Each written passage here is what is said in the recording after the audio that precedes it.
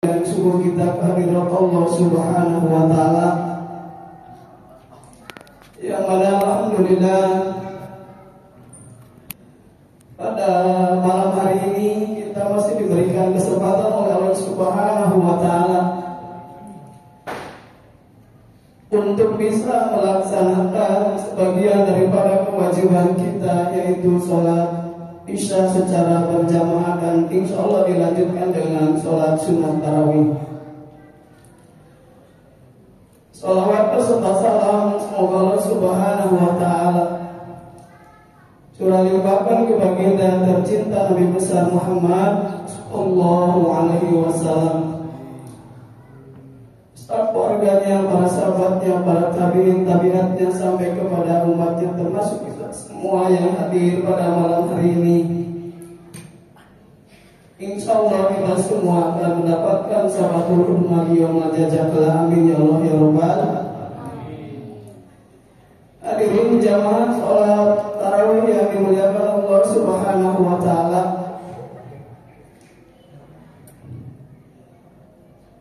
alhamdulillah pada malam hari ini kita telah melaksanakan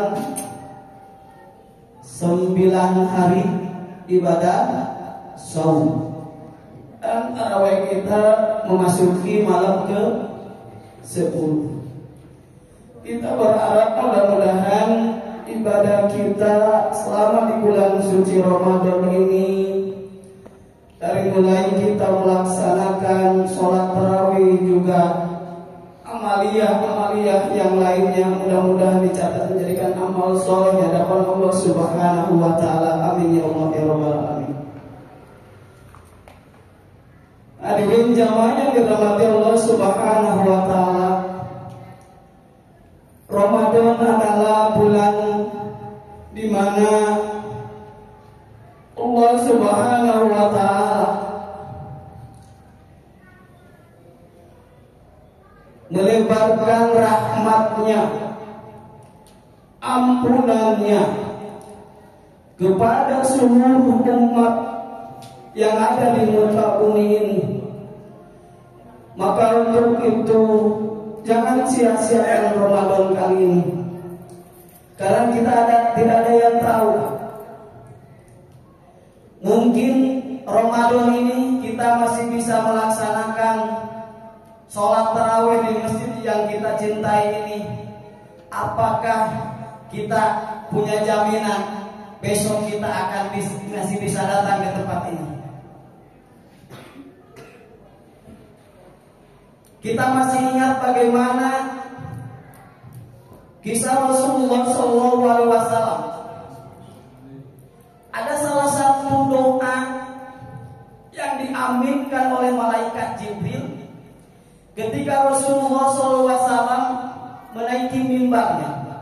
Ada 3 tangga mimbar yang dinaiki Rasulullah SAW. Di setiap tangga Rasulullah SAW berhenti. Tangga pertama, kedua, sampai ketiga. Maka setelah Rasulullah SAW selesai khutbah, para sahabat bertanya kepada Rasulullah SAW. Maka salah satu jawaban Rasulullah SAW adalah, kata sahabat, ya Rasulullah SAW, kenapa engkau ketika menaiki tangga-tangga itu berhenti dan mengucapkan amin? Ada apa? Maka Rasulullah SAW menjawab, salah satu jawaban Rasulullah SAW adalah, di tangga itu Rasulullah SAW mengucapkan amin bahwa ada malaikat Jibril yang mendoakan. Sakia abdan adraka Ramadan fansalah khaminhu wa lam yugfarlah. Kata Rasulullah, amin. Celaka bagi seorang hamba Allah Subhanahu wa Ta'ala yang mana dia diberikan umur oleh Allah Subhanahu wa Ta'ala, diberikan kesempatan oleh Allah Subhanahu wa Ta'ala untuk melewati, untuk melaksanakan bulan Ramadan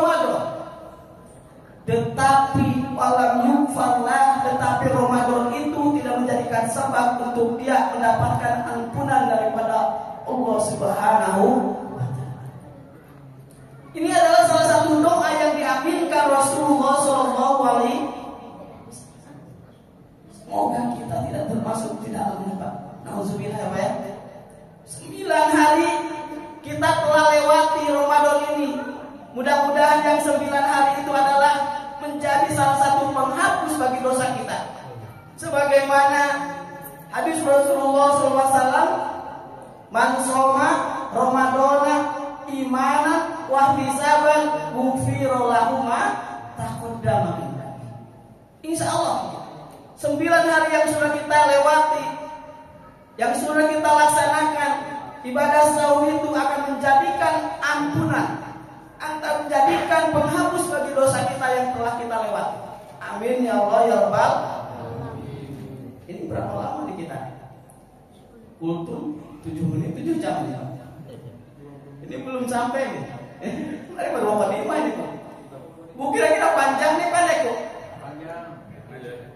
Suka yang panjang atau yang pendek? Lebih panjang. Yang panjang. Ini kalau ngomongnya ini suka yang kenceng Pak, suka yang lembek-lembek gitu. Serah aja, tapi panjang. Hadirin jemaah yang dimuliakan Allah Subhanahu wa Ta'ala. Pada pertemuan malam hari ini saya akan mencoba menyampaikan salah satu sebuah tema di mana jadikan Ramadan adalah satu momentum untuk meningkatkan rasa syukur dan sabar kita terhadap Allah Subhanahu wa Ta'ala. Apa Bu temanya Bu? Apa temanya Pak? Biar tahun depan gak dibahas lagi sama saya, jadi ingat itu dulu Ustaz. Kalau ingetin Bu, jangan itu dulu. Kan ada rekaman diputar. Bosan ya? Kemarin saya dengerin YouTube-nya Ustaz Nurjono di sini. Wah, udah dibahas sama Nurjono. Masa saya bahas lagi kan? Bosan dari jamaah ya. Gitu kan. Hadirin jamaah yang dirahmati Allah Subhanahu wa Ta'ala, Ramadan adalah momentum untuk meningkatkan kualitas syukur kita, kualitas sabar kita terhadap Allah Subhanahu wa Ta'ala. Kenapa? Karena Ramadan ini adalah salah satu ujian buat kita semua. Dan Ramadan ini adalah salah satu nikmat daripada Allah Subhanahu wa Ta'ala. Maka di dalam surah 21 ayat 35 tadi yang saya bacakan, di mana Allah Subhanahu wa Ta'ala berfirman, "Kullu nafsin dha'iqatul maut." Semua yang bernyawa itu pasti akan, termasuk kita. Kita akan mati nggak Bu? Kapan kita mati? Kapan kita mati? Ada yang tahu nggak? Nggak ada ya? Karena nggak ada berarti kita harus hati. Karena kematian itu akan datang kapan saja, di mana saja. Tidak mengenal usia. Kadang-kadang yang sakit masih ini. Yang kemarinnya masih lari-lari, tiba-tiba udah nggak ada. Itulah namanya umur. Maka kata Allah Subhanahu wa Ta'ala di ayat yang selanjutnya, "Wa nabluukum bisyarri wal khair." Kalian akan kami uji dengan 2 ujian. Kita akan diuji dengan 2 ujian. Bisyarri wal khair. Yang pertama adalah dengan keburukan. Yang kedua adalah dengan kebaikan. Ahli tafsir berbeda-beda dalam menafsirkan ayat tersebut. Tapi di antaranya yang dimaksud dengan bisyari adalah dengan keburukan adalah musibah. Apa itu musibah? Musibah adalah sesuatu yang Allah berikan yang kita tidak kehendaki. Itu namanya betul gak Bu? Dulu mungkin orang tua berdoa, "Rabbana hab lana min azwajina wa dzurriyyatina qurrata a'yun." Ya Allah, berikanlah kami hablana min azwajina. Bojo-bojo kita, anak-anak kita itu yang qurratu ayun. Enak dipandang itu. Setelah dia tumbuh dewasa dan dia alhamdulillah menjalankan jodoh. Tapi ternyata jodohnya tidak sesuai dengan yang diharapkan dengan orang tua. Ternyata kalau menantu gak sayang sama mertuanya. Musibah bukan? Musibah bukan itu? Orang tuanya mengharapkan menantu yang sayang.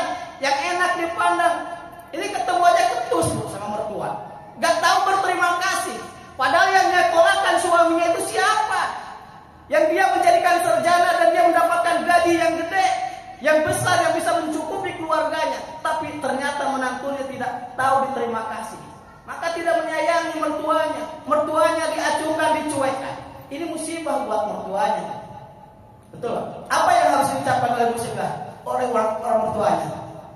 Inna lillahi wa inna ilaihi. Idza asabatum musibah qalu inna lillahi wa inna ilaihi sabar.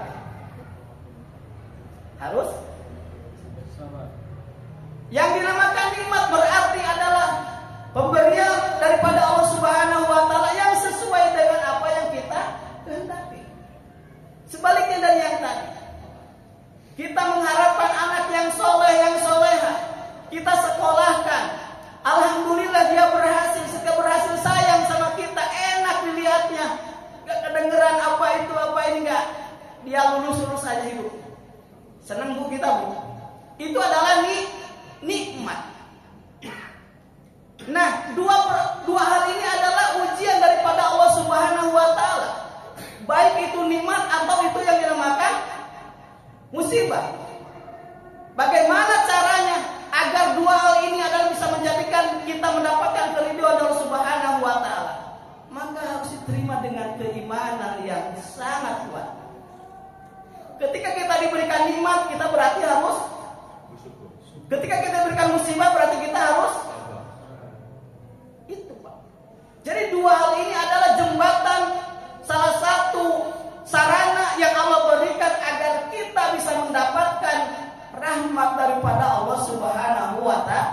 Kadang-kadang kita menganggap ujiannya yang akan musibah aja. Nikmat itu tidak dianggap sebagai ujian, padahal dua-duanya adalah ujian daripada Allah Subhanahu wa taala. Betul, Bu? Ketika kita mendapatkan nikmat, kita ucapan alhamdulillah. Itu yang penting enteng. Secara ucapan itu yang paling enteng. Ketika kita bersyukur diberikan mata, ketika kita bersyukur diberikan nikmat mulut, ketika kita bersyukur diberikan nikmat tangan, apa yang kita harus lakukan? Mata kita, mulut kita, tangan kita harus digunakan di jalan yang Allah ridhoi. Itu berarti syukur. Syukur dengan lisan, syukur dengan anggota badan. Itu dua-duanya adalah syukur kepada Allah Subhanahu wa taala. Jadi kuncinya, ketika kita diberikan nikmat, ketika kita diberikan musibah, maka kuatkan iman kita. Ketika diberikan nikmat, tingkatkan rasa syukur kita terhadap Allah Subhanahu wa taala. Ketika kita diberikan musibah, tingkatkan rasa sabar kita terhadap Allah Subhanahu wa taala. Kenapa? Wa ilaina turja'un. Karena semuanya akan kembali kepada Allah Subhanahu wa taala. Betul, Bu? Ini ada salah satu kisah yang sangat menarik. Bisa ada waktu nggak? Boleh? Pada zaman Nabi Musa alaihissalam, ada salah satu pasangan suami istri yang ini luar biasa. Pasangan suami istri ini diuji dengan kemiskinan yang luar biasa. Tapi kemiskinan itu tidak dia menjadikan putus asa, dan dia menjadikan sebab dia jauh daripada Allah Subhanahu wa taala, bahkan dia menjadi dekat terhadap Allah Subhanahu wa taala. Pada suatu saat istrinya bilang sama suaminya, kalau bahasa orang kita, mas, kita ini kok kayaknya miskin banget gitu kan. Udah mau lebaran, orang-orang udah pada belanja ke mall, kita mau ke mall, pasar Ciputat aja kagak. Terus gimana kata suaminya? Bukannya Nabi kita itu bisa berbicara dengan Allah langsung? Karena Musa ini berkelebihan untuk bisa berbicara dengan Allah. Kata suaminya, iya. Kalau gitu kita datang aja ke Nabi Musa, kita ngomong agar Nabi Musa itu berdoa, bermunajat kepada Allah Subhanahu wa taala agar diberikan kita ini rezeki yang melimpah. Masa kalau Nabi Musa yang meminta, yang langsung bicara sama Allah dan dikabulkan? Kata istrinya begitu. Oh iya, kata baru ingat kita ya. Kata suaminya, Bu. Lalu dia datanglah ke Nabi Musa, gijik-gijik datang, Assalamualaikum. Nabi Musa keluar, naon kan dia seperang tasik itu. Diterima Nabi Musa alaihissalam, ceritanya apa yang tadi keluhkan dia sampaikan. Singkat cerita, Nabi Musa menerima apa yang diminta oleh kedua pasangan suami istri. Dia minta akan diberikan rezeki yang banyak. Lalu Nabi Musa bermunajat kepada Allah Subhanahu wa taala. Dan Allah Subhanahu wa taala mengabulkan dengan ada persyaratan. Lalu disampaikan oleh Nabi Musa kepada pasangan suami istri. Saya sudah berdoa kepada Allah Subhanahu wa taala untuk berjanji akan mengabulkan permohonan kalian berdua, kata Nabi Musa. Tidak lama kemudian, dia kan girang Pak.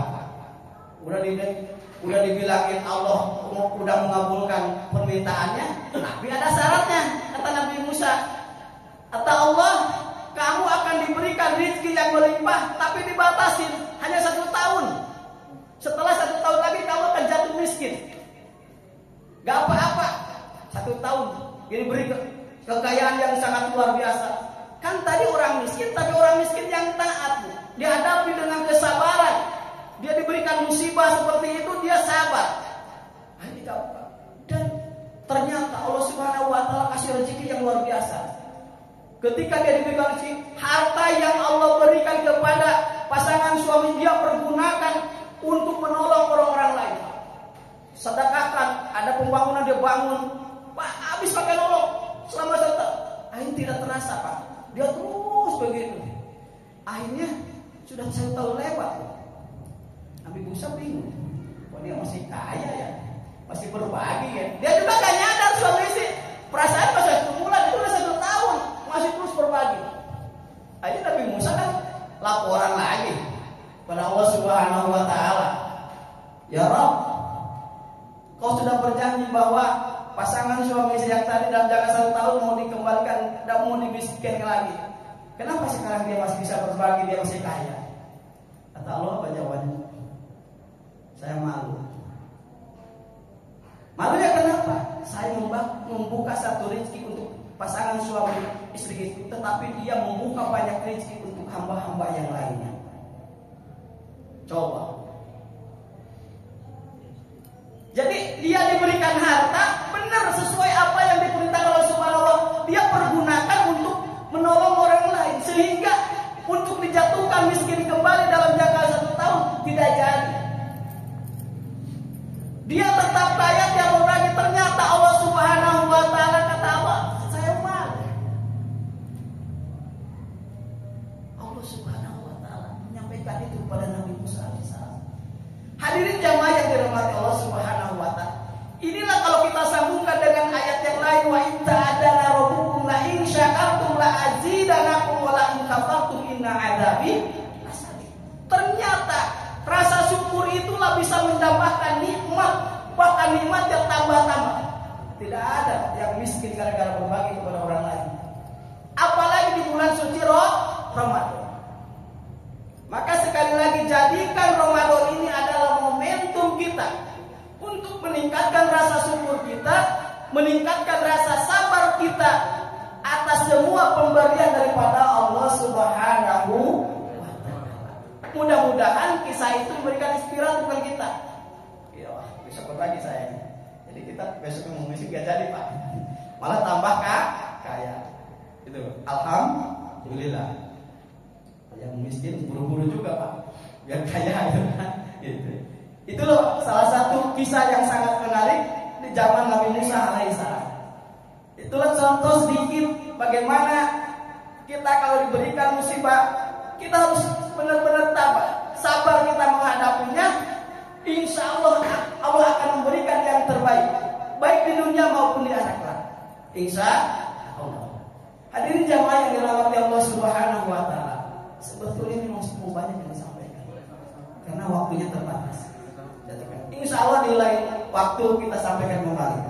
Mungkin sebelum kami tutup, mudah-mudahan walaupun sedikit, tetapi ada hikmahnya buat kita semua.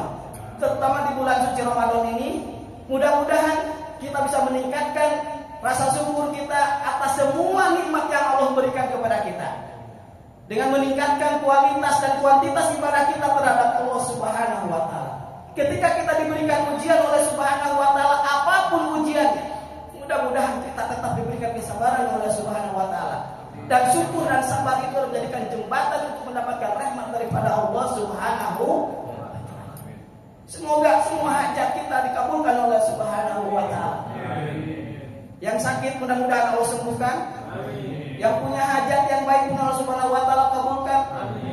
Dan mudah-mudahan anak cucu kita jadikan anak cucu yang solih, yang solihah, diberikan umur yang panjang, yang bisa beribadah kepada Allah Subhanahu wa Ta'ala. Mungkin hanya itu yang saya bisa sampaikan. Sebelum kita tutup, mari kita tutup dengan membacakan doa kafaratul majlis. Subhanakallahumma wa bihamdika asyhadu an la ilaha illa anta astaghfiruka wa atubu ilaik. Wa aqulu minkum assalamualaikum warahmatullahi wabarakatuh.